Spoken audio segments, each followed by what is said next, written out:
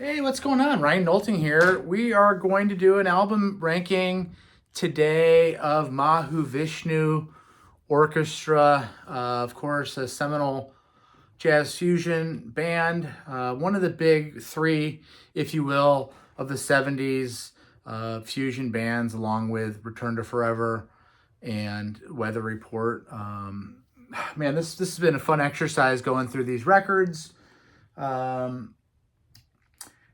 And we're going to rank them. So let's do a little back down story on John McLaughlin. John McLaughlin, also known as Mahavishnu, is born in London, in South Yorkshire in 1942. Both of his parents are musicians. He moves to London at an early age. He starts playing in some of the blues stuff that's going on in London, the Alexis Corners, the Graham Bond organization. He also does a lot of session work, so he can read music. When you go into a session, they're handing you a composition and you are sight reading it to the music. He can do that. So he's not just some blues guy. He can read, he can write, he can compose. In '63, he does a quartet with Graham Bond, with Ginger Baker on drums and Jack Bruce. Now, of course, Ginger Baker and Jack Bruce ultimately formed Cream with Clapton, so this is a little bit of a precursor to that. So he can play that type of music as well. Here they're doing more of a bebop, okay, jazzy bebop, blues, rhythm and blues thing. So it's not just rock and roll, and really that's not something that McLaughlin does. He does his first solo album, Extrapolation, in January of '69. This is kind of post-bop jazz. It's not really in the fusion world yet. In 1969, he moves to the United States because Tony Williams, who was the drummer of the 60s Miles Davis bands, wants McLaughlin to play guitar on his records. Those records from '69 really are some of the first fusion albums. Tony Williams' Lifetime may be the first fusion band, and again, McLaughlin's a huge part of that. Because of McLaughlin's association with Williams, Miles Davis, is interested in working with John as well, and in fact, in 1969, he works on the In a Silent Way record. Joe Zawinul is also on that record. Chick Corea is on that record. Herbie Hancock. 1970, Miles Davis puts out his very influential album, Bitches Brew. Again, this is an album that is just a milestone album for anybody. It kind of defines the genre of rock jazz fusion. Miles wants John to kind of give him a little bit of that rock edge, because that's what Miles wants at this point. Hendrix is out. Miles wants a piece of that rock thing. It's really not what's in the soul of McLaughlin to do rock, but he'll do whatever Miles tells him to do. They do a series of other records. They do a tribute to Jack Johnson, which is an incredible record. They do an album called Big Fun. I believe he's on Live Evil as well. After working with Miles for just a couple years, Miles tells John, hey, you need to go get your own band. You need to be a leader. You need to get your own thing going. Shortly after, now, Billy Cobham has worked on Bitches Brew and some of these other projects with Miles also. Billy Cobham's a famous drummer who ends up working with Mahavishnu. Prior to that, an interesting anecdote, Miroslav Vichu, a bass player, calls up. Miroslav is from Czechoslovakia. He's a bass player. He calls up. John says, listen, I'm getting together with Joe Zawinul, keyboard player from Miles Davis' band, and Wayne Shorter, saxophone player from Miles' band, and we are going to start a fusion band called Weather Report. And John says no. So they originally want John to be in Weather Report. John says no. Miles told me I need to start my own band. Well, Miroslav says, I know a guy out in LA playing piano for Sarah Vaughan, and that person is Jan Hammer. John's jamming with Cobham, Billy Cobham on drums. They go reach out to Jan Hammer, who's been doing traditional jazz, right? Piano playing. He wants to now break out the Fender Rhodes. They get Jerry Goodman to play violin. Jerry Goodman's in Chicago, and he's in kind of a rhythm and blues band, so he's not really a jazz guy. And to round out the original lineup of Mahavishnu Orchestra, they go and get Rick Laird to play bass. Rick Laird's from New Zealand. Rick Laird moves to London in the 60s, and he becomes the house bass player for a jazz club called Ronnie Scott's, which is still there in London. It's a famous place. If you're the house bass player at a place like that, you're pretty damn good.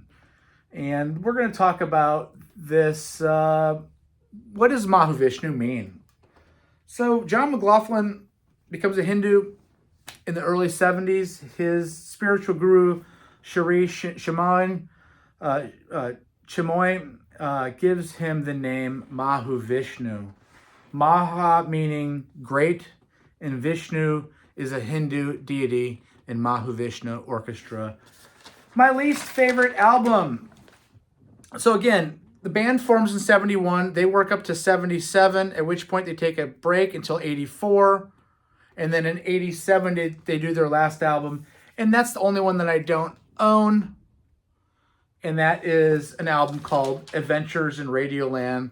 This comes out in 87. Again, like the two 80s albums, this suffers a little bit from that 80s watercolors keyboard sound. This band is made up of John McLaughlin, who's playing like a digital, what they call a synclavier guitar. It's called a New England digital synclavier music sampler. So he's getting guitar sounds almost like a keyboard. You know, so you have kind of digital guitar. Danny Gottlieb on drums, Jonas Hellborg on bass, Bill Evans on saxophone, not to be confused with the piano player Bill Evans, and Mitchell Foreman on keys. So this record, we're going to briefly go through it. It suffers from the 80s. The first song, The Wait, is okay. Real 80s. Mitchell Foreman writes the next song, Just Ideas. Josie, a song for Joe Zawinul, is the third track. I put Pretty Cool on that. Half Men, Half Cookie is a Bill Evans composition. I wrote 280s on it. I do like the fifth song a lot. It's a Foreman song, Mitchell Foreman. It's called Florianopolis. It's an awesome song. Best song on the record. Flip the album over. And what I wrote for Florianopolis is gorgeous acoustic guitar, love the bass and arrangement. The next song on the first song on the second side is called Gotta Dance. I wrote electric drums and mellow guitar. You know, again, electric drums. Enough said, 80s. Next song, The Wall Will Fall, is a frantic guitar. Again, this synclavier guitar, which is kind of a digital guitar, is all over this. The next song, Reincarnation, is a dreamy synth song with a fretless bass sound, right? Can you think of that sound? It's got a spiritual vibe. Again, this is a band called Mahavishnu. He's a Hindu. He's working with Indian music, and a lot of it is spiritual. Mitchell Foreman writes another song called Mitch's Match. I put great drums. And then the last song, 20th Century Limited, kind of reminds me of the Friday Night in San Francisco thing that he did with Al Di Meola and Paco de Lucia. This is my least favorite of the. This is coming in at number 8. Coming in at number 7 is Mahavishnu from 1984. So again, after a 7-year break, McLaughlin, and he brings back Billy Cobham on drums. They put this record out, and it's a much better record. In fact, this is, both these records don't really sound like the classic lineup of Mahavishnu. It's almost a different thing. And again, these records are not bad. This especially is pretty good. Throw this in on a car. Again, those first albums are really going to take you away. This is just kind of nice, easy listening music. Again, the lineup, we got McLaughlin on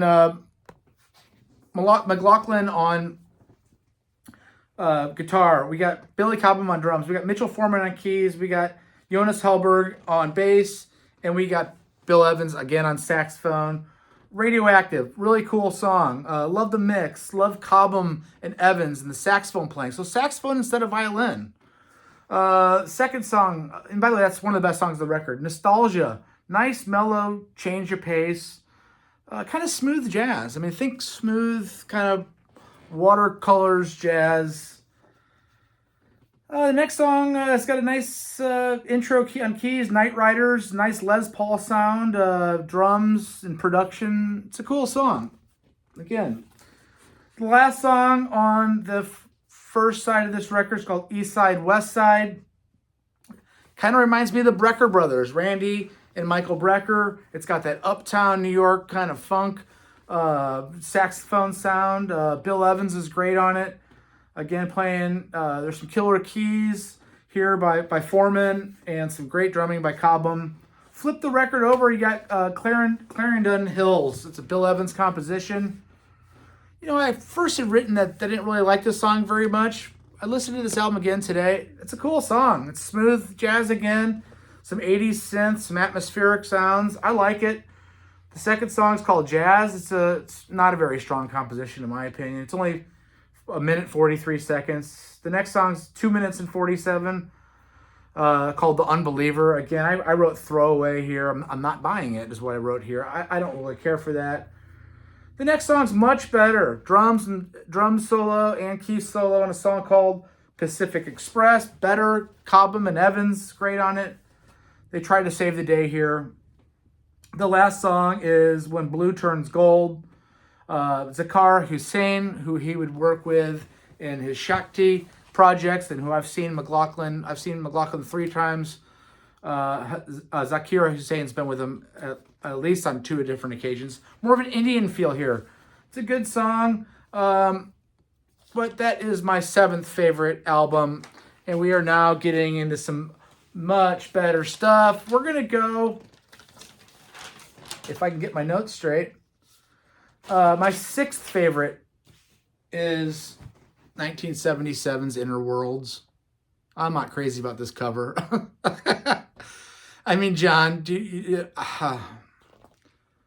Inner Worlds. So there has been some lineup changes at this point. And again, this has got Narda, Michael Walden on drums, unbelievable player. Stu Goldman on Mini Moog, and Ralph Armstrong on bass. And of course, we have Mahavishnu, John McLaughlin on guitar. This thing's a much better record. Comes out in January of 76. So wrong on that date. 76, not 77. All in the Family.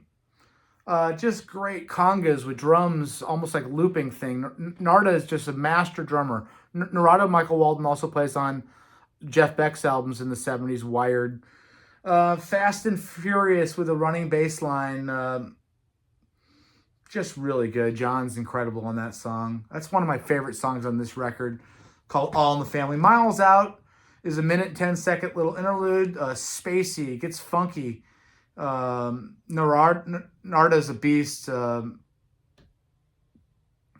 Just a mode-shifting song. The next song, so there's some vocals on this record, okay? Nardis, the drummer, is singing on this. And we're going to get into more about talking about vocals on jazz, on fusion albums. But in my life, I'm not crazy about it, okay? The next song, Gitta. You know, again, Narda is a Hindu also. In fact, when he joins Mahavishnu, you know, he kind of works with John on some spiritual leaders. And what Narada means is Narada is a sage. So his name is Michael Walden. He adds the Narada to that, Narada. That means a sage, a divinity of a famous Hindu. Traditions as a traveler. He's a traveler.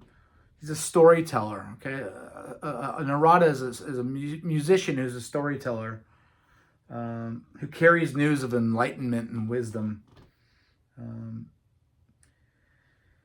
You know, what they say in Gita is, lead me from the unreal to the real. Lead me from the darkness to the light. Lead me from death to immortality. You know, it's a prayer. These are Hindu prayers. It's okay. Morning Calls is another little 1 minute, 20-second interlude. Flip the record over and you have The Way The Way of the Pilgrim. It's a funk exploration explosion. It's one of the best songs in this record. The Way of the Pilgrim's awesome. Another song with words in it. Another meditation song, The River of My Heart. You know, it's a prayer by Narada, essentially. You know, I don't mind the vocals. I know some rankings of these album channels really crush on the vocals. I don't mind it. I don't need it. Kind of wish it wasn't there, but I don't mind it. The next song, Planetary Citizen.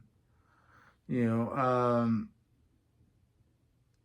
are you going to be a planetary? I mean, it's the best of the vocal songs, okay? And again, it's funky. Are you ready to be a planetary citizen? You know, again, it's a little preachy. I don't need the vocals, but it doesn't kill this record for me because I like this record. Lotus Feet is the next. It's one of the best songs in the record. Guitar synths. Again, it's a meditation. You know, it's a really pretty song. It's a meditation song. And the last song is Inner Worlds. This is my 6th favorite Mahavishnu Orchestra album. Now we're getting into another great album. This is again a similar lineup. And let's make sure I got my notes right here. This album is my 5th favorite. And I'm wondering if I didn't make a mistake here. Let's see, 5th favorite. You know what? I'm gonna switch this order. I apologize. I got my notes wrong. Apocalypse is coming up next. So this is a live record with the symphony, London Symphony Orchestra. George Martin produces this. Of course, George Martin's from the Beatles fame. George Martin produces Blow by Blow by Jeff Beck. This comes out in March of '74. Power of Love. You know, it's kind of a pastoral acoustic song. It's a calm before the storm. Here again, we have a lineup of John McLaughlin, Ralph Armstrong on bass, Narada Michael Walden on drums. Gail Moran is singing and playing keyboards. Gail Moran would later marry Chick Corea. She would also play with Return to Forever. And Jean-Luc Ponty on violin. Vision is the naked sword. It just builds and builds, and it's a 14-minute song of twists and turns. And George Martin's production on it is incredible. Is it too long? Maybe. Does it sound like Journey? When Journey was a progressive rock / fusion band? A little bit. Gail Moran sings the next song, Smile of the Beyond. It's an 8-minute song. Do I want the vocals is what my note says. It's really mellow, but at the 4-minute mark, it speeds up and then explodes with Gail singing as well. Flip the album over. You got Wings of Karma, 6 minutes long again. 2 minutes is very mellow and then takes off for another 2 minutes and just gets crazy. It's a really cool song. The next song is probably the best song on the album. It's a 19-minute song called Hymn to Him. So HYMN to Him, HIM. Again, a meditation. Again, an explosive song. At the 5-minute and 10-second mark, this thing just erupts. Narada is just playing so fast and so precise, and John is shredding. It then slows back down again at the 8-minute mark. You know, just a suite of music. It's just a fantastic journey. This is an amazing record. And again, I kind of flip-flopping back. My 4th favorite album is Visions of the Emerald Beyond. Visions of the Emerald Beyond is the 2nd record that they do with this same lineup of Armstrong, Jean-Luc Ponty, the French violinist. Check out his solo album, Enigmatic Oceans. So, McLaughlin, Ralph Armstrong, Gail Moran on keys and vocals, Narada Michael Walden on drums, and Jean-Luc Ponty. This is an amazing record. Recorded at Electric Ladyland and mixed at Trident Studios. This comes out in February of 75. And Eternity's Breath, number 1, is the first song. Lord Supreme. I mean, just incredible. Eternity Breath, number 2. Let me fulfill thy will. And there's vocals here again. So Gail's singing that. In fact, there's vocals on both those songs. Let me fulfill. It's kind of funky. I mean, Narda's drumming is just incredible here. This is a fun record. You throw these things on, get in the right head space first before you throw these on. You don't necessarily want to go work out to this. You want to be having fun. Have it on at a party. Have your own party. One of the best songs is the next song, Lilla's Dance. Just great interplay. Ponty's playing on this. Right? It's so good. The next song, Can't Stand the Funk, it's really good. It's another really good song. The next song, the 5th song, is called Pastoral. You'll notice on these records that he has birds chirping. And I don't think they're made up of musical sounds. I think he actually has birds chirping, on some sort of loop. It's just a nice, I have Ponty here, nice moment on the album. And again, chirping birds throughout. It's kind of weird. There's also lots of banging of a gong on some of these records. Flip the album over. Actually, the last song on the first side of this is called Faith. It's an acoustic song that builds and then builds up and breaks down and builds up and breaks down. It's 2 minutes of genius. Cosmic Strut. Wow. Top shelf, amazing drumming by Narda Michael Walden. That's the first song on the second side. It's incredible. So is If I Could See. Gail sings on that one. Ralph's bass playing on that is incredible. Just an absolutely insane jam. That goes into Be Happy. Amazing. As good as Mahavishnu Orchestra gets. Okay, Be Happy is as good. And look at this album cover, right? See those birds on there? Oh, man. Guys, subscribe to my channel. Like this video. Tell me what you think these records, what order you would put these records in. Again, we're on to the second side. Earthship. Gail sings. It's mellow. Pegasus. Just a little echo feedback piece. It's 1 minute and 50 seconds long. Is it necessary? I don't know. It's kind of cool. It shows your feedback and just a piece of music. Same thing with Opus 1. It's a 22-second Ponty piece. It's just 22 seconds of playing. The next song is freaking incredible. It's just pure fusion. It's called On the Way Home to Earth. Ralph Armstrong on bass, just dominant. This is a really amazing record. Again, we're in the best of the best here. I'm going to get a little controversial next. My third favorite record. And I know this at one point was my favorite record. At one point it was my second favorite. But right now I'm going to come in at my third favorite is their second record, Birds of Fire. So we're back to the classic lineup. Billy Cobham on drums. Check out Billy Cobham's solo album, Spectrum. Check out Crosswinds. Check out some of his stuff that he's done solo. Billy Cobham on drums. Mahavishnu, or John McLaughlin, if you will, on guitar. Jerry Goodman on violin. Jan Hammer on keyboards. Mini Moog and Fender Rhodes. And Rick Laird on bass. So this is a freaking insane album, Birds of Fire. The song Birds of Fire is so freaking good. It's 6 minutes of Fast and Furious. Amazing, almost like King Crimson. I'm not sure that King Crimson. This thing comes out in October. It's recorded in October of '72, and it's released in January of '73. So it's before Lark's Tongue and Aspect. It's before The Bible Black. It's before Red by King Crimson. I'm not sure that King Crimson doesn't steal from this a little bit. Birds of Fire is amazing. Probably the worst song. I don't want to say worst song. Miles Beyond. If Miles Beyond is the worst song on this album, this is a great album because that's a freaking great song. By the way, Birds of Fire, the first song I said, it's almost scary. It's almost creepy and it can scare you. It's a classic. Miles Beyond, not quite as good. Third song is one of the best songs.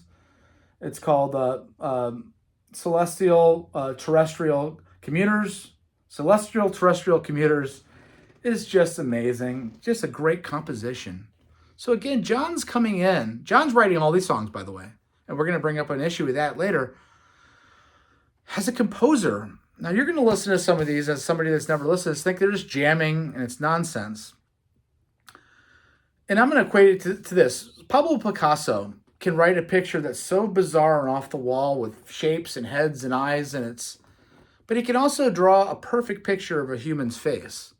Or he can draw a perfect picture of a building, and he can go avant-garde. John McLaughlin can do the same thing too. He can write a perfectly composed jazz piece. He can write flamenco guitar. He can do a blues rock. This is avant-garde because he chooses to write it. So when he's writing a composition, he's then giving that music to other people that can read music. Billy Cobham can read music. Rick Laird can read music. Jan Hammer can read music. You know, Jerry Goodman can read music. And McLaughlin's writing these parts. Sapphire Bullets of Pure Love. It's a little feedback interlude. Thousand Island Park, just acoustic guitar. Gorgeous. It's a change of pace song. So there's some frantic stuff on this record. This is acoustic piano by Jan Hammer and acoustic guitar. It's absolutely gorgeous. Again, we could take you on a journey in the fusion world. We could also kind of release some tension by coming out into the acoustic. The last song is called Hope on this record. Flip the record over. Let's see what's on the record. Oh, we got pictures of guys, all right? See Cobham playing drums. You see Goodman playing keys. Hammer. Rick Laird and Mahavishnu.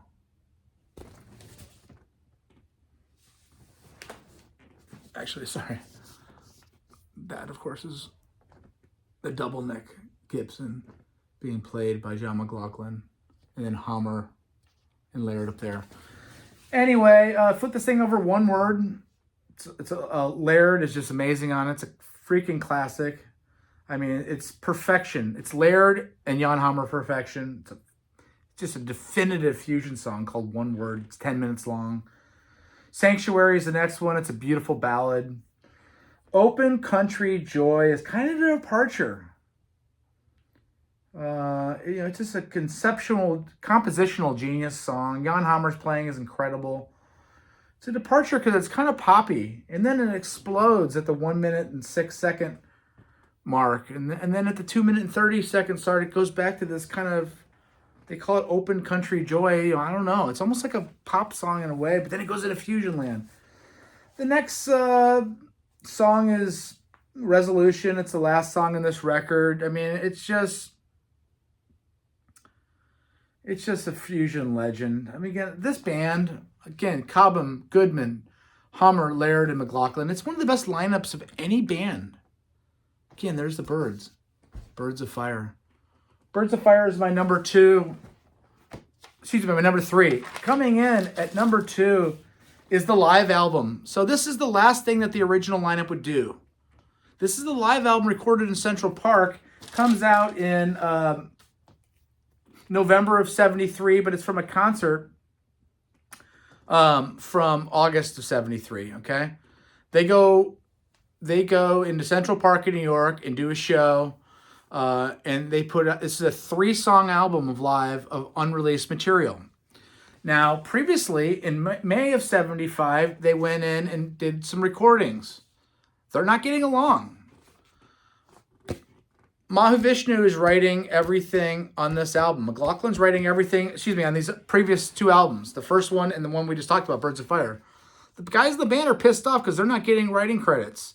So what does McLaughlin do? They go in the studio, they record some stuff, and then he lets everybody record. He lets everybody get a writing credit. Now, that Lost Studio session came out in 1999, and it's called the Lost Trident Sessions. So this is got 6 songs on it, 3 of which are performed live here. So I'm going to call this one album. This is cool to have. It's not a fully finished album, okay? And again, this album's called Between Nothingness and Eternity, okay? Between Nothingness and Eternity. The studio sessions from a couple months earlier is the Lost Trident sessions, and it's got 3 other songs on it. Anyway, let's talk about Nothingness and Eternity. My second favorite Mahavishnu Orchestra album comes out in November of 73. Trilogy is the first song. Just incredible, unrelenting power. Just a live explosion. I can't, it's 12 minutes. And it just, one of my things with Birds of Fire is there's some mellower moments. Yes, there's some mellower moments here, but this thing just blows your freaking head off. Now, I've heard people, when I listen to music, a lot of times I listen to Spotify. I've heard the production's not very good on the album. I think maybe they've gotten it right by Spotify time and remastering this. That first song's 12 minutes of pure joy. The next song is a 10-minute song written by Jan Hammer. I mean, it's an incredible song. Almost sounds like Santana. It's called Sister Andrea. It's a 10-minute song. It's very Santana-like. It's got that Goodman's like gypsy violin throughout it. Gypsy violin over rock fusion. And then Jan Hammer goes off. I mean, the last song and the whole second side is made up of one song called Dream. Dream is just 21 minutes of a spaceship taking off into outer space. If there's one song that you could almost just say, well, I'm going to get an overview of what this band can do, I would go and listen to that song, Dream.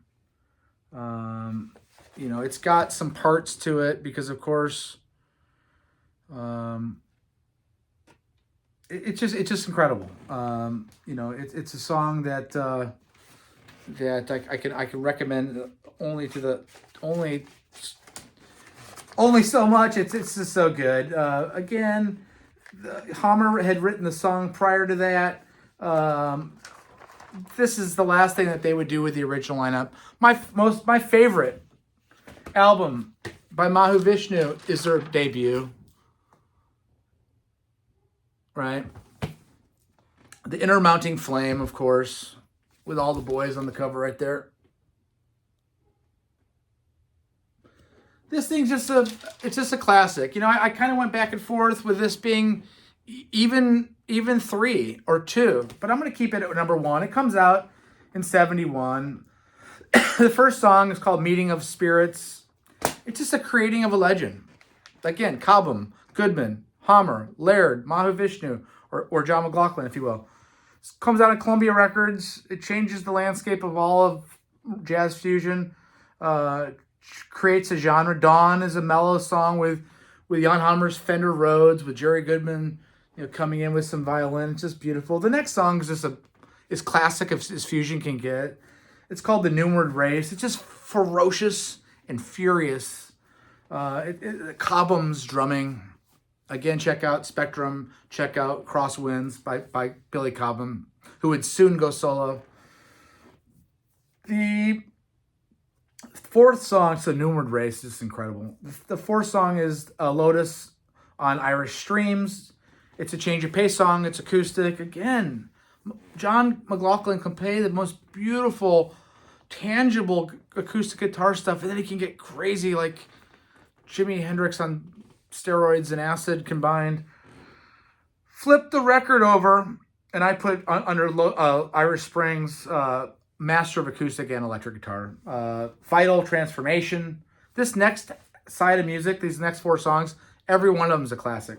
Vital Transformation, just machine gun drumming of precision of Cobham. Just a full-blown explosion of heavy, jammy composition. The skins just so fast with machine gun-like precision on the drums. The next song, The Dance of the Maya, it's just descending and searing guitars, a very King Crimson sound again. One More Red Nightmare, it kind of reminds me of that song off the Red album. It's brooding and kind of, it's just dangerous. You know.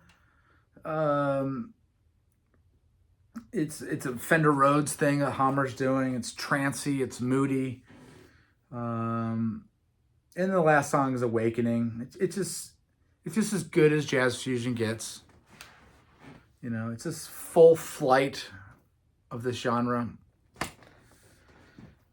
Yeah, The Inner Mounting Flame is my favorite Mahavishnu Orchestra album. These are all great albums. I am going to add one more album that's not in my ranking, but Love, Devotion, Surrender. So this is with Carlos Santana, who also has a Hindu name, Devadip Carlos Santana. Of course, John and Carlos. So who's on this record? Billy Cobham on drums. Jan Hammer on drums. Excuse me, Jan Hammer does actually play drums, but also keys. Michael Shreve from Santana's band on drums. Doug Roush on bass. Don Elias on drums. So Cobham, Hammer, and McLaughlin, of course, in the classic lineup of Mahavishnu. So this is not a Mahavishnu Orchestra album, but it comes out that same time period. It's worth listening to. I've spent too much time already. Thanks so much. Subscribe to my channel. Peace out. Be good.